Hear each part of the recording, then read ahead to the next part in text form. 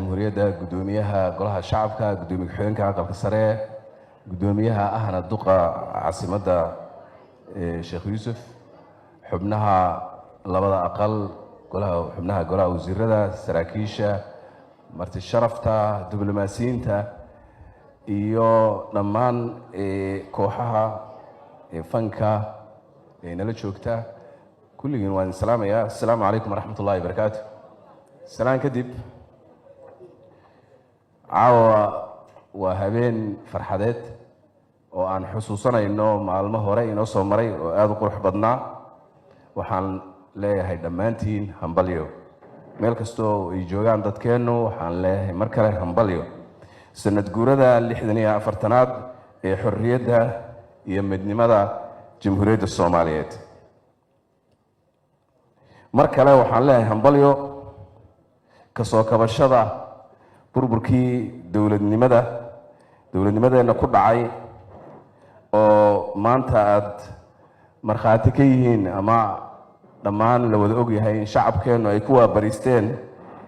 innaga oo u xusayna si ka duwan siyaabihii hore ee loo xusi jiray marka waxaan leeyahay taasi waxay tilmaamaysaa in ay soo kabatay dowladnimadeennii marka waa isugu hambalyeynaynaa mar kale waxaa inala gudboon in aan ilaahay u mahadcelinno oon ilaahay ugu shukrino guulaha aan gaadhnay iyo soo kabashada iyo horumarka muuqda ee dalkeennu ku tallaabsaday maanta ma filayo inay dad badan oo Soomaaliya ay rumaysanayaan ama ay filayeenba in maanta ciidanka cirka Soomaaliya ay ka qayb qaadan doonaan munaasabadan ayaga oo isticmaalayo diyaarado inagu aan leenahay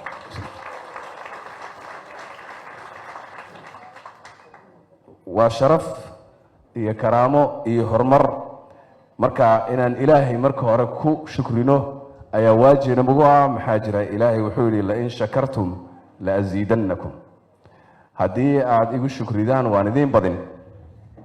marka aan ilaahay ugu shukrino si ilaahay inoogu sii badiyo sidoo kale waxaa mudan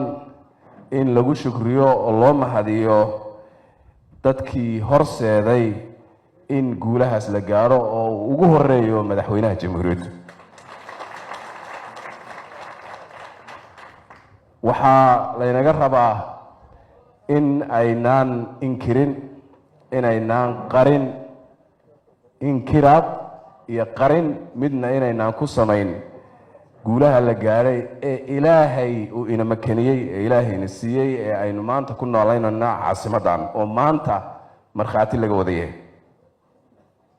haddii aynu inkirno ama aan qarinno aayadda inta dambe waxay leedahay wala in kafartum inna cadaabi la shadiid haddii ilaahay lagu kufriyo oo lagu shukrin waayo nimcadu ku siiyo dee ilaahay cadaabkiisu wuu daran yahay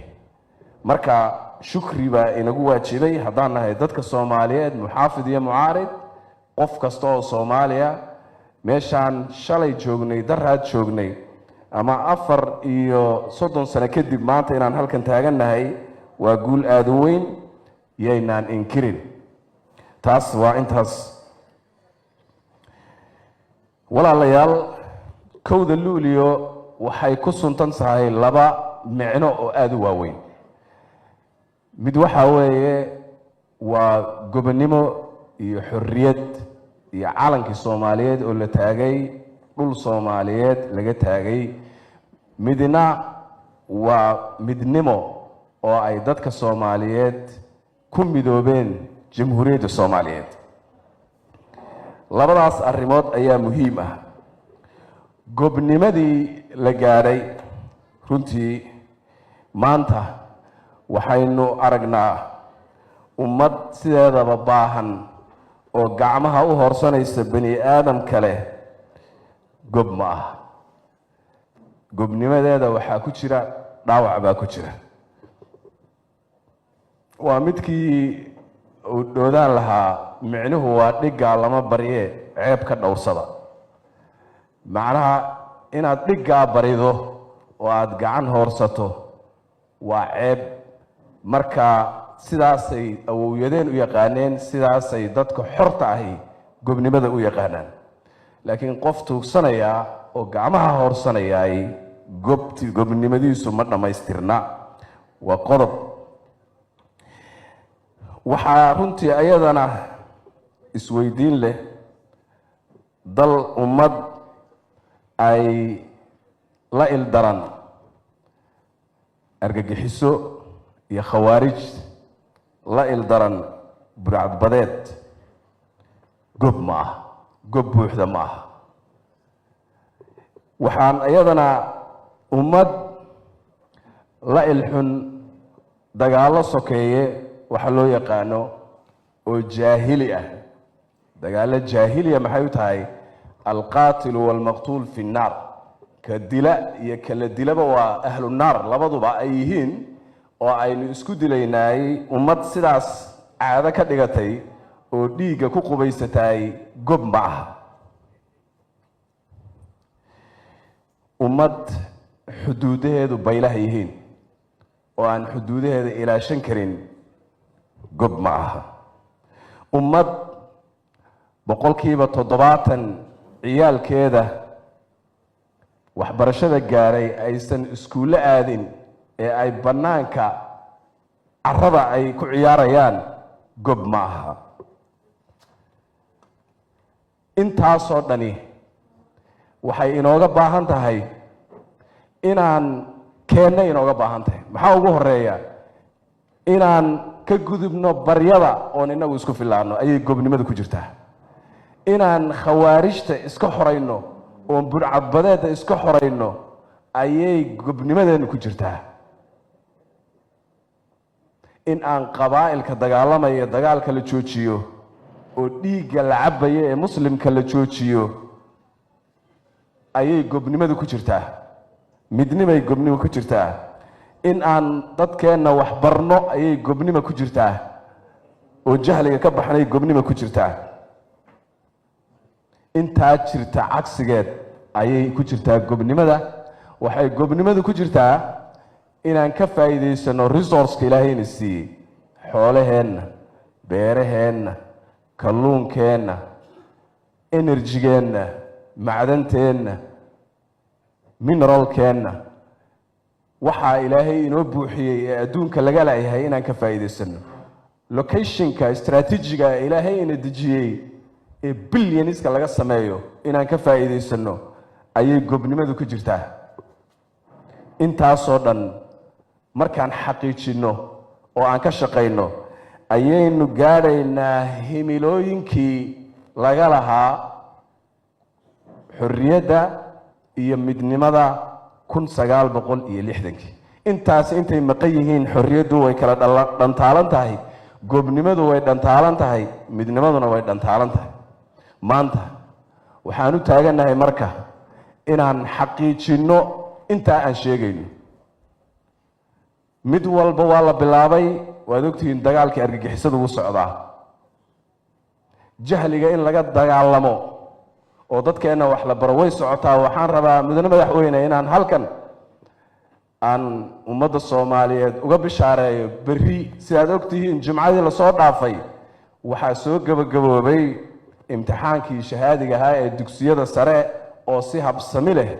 dhammaan dalka uga soo gabagaboobay guul aad u wanaagsan ayay ahayd berri waxaa bilaabmaya processkii lagu qaadanayay 3,000 oo macallin oo cusub oo ka hawlgeli doonta iskuullada oo ay wasaaradda waxbarashadu bilaabi doonto waxaanan lagu qaadan doonaa habkii nadiifta ahaa ee hufnaa ee cid waliba ay iska arkaysay ee lagu wada qanacsanaa ee macallimiintii hore ay ku soo baxeen ayaana insha Allah lagu qaadan doonaa waa guul kale oo aan isleenahay dhibaatooyinka jira waxyaabihii lagu daweyn lahaa ayay ka mid tahay marka haddii maanta cududeenna iyo xooggeenna la arkay oo dhismay oo guulaystay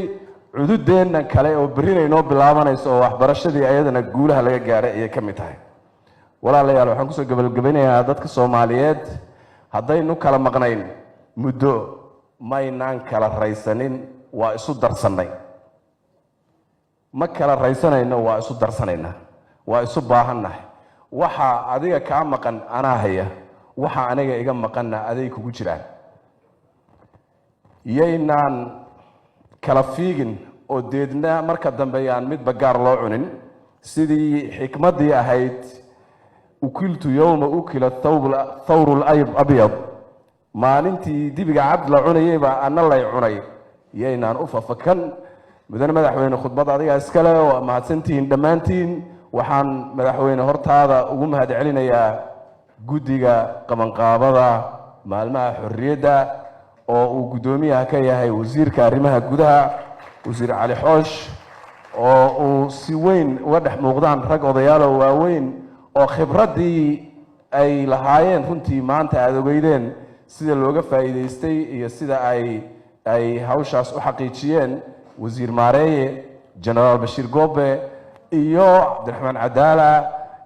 rag odayaaloo fara badan baa ku jira laakiin kuwaasaa ugu tun waaweyn baan dhihi karaa marka aad iyo aad baad dhammaantiin u mahadsantihiin gobolka banaadirna runtii saldhig hooyo weeye caasimadda waa saldhig shaqada ay qabtaan oo ay hayaan si gaara waxaan rabaa inaan u xuso guddoomiye ku-xigeenka yabo oo runtii ah nin aad iyo aad u firfircoon aad baad u mahadsantihiin asalaamu calaykum waraxmat ullaahi wabarakaatu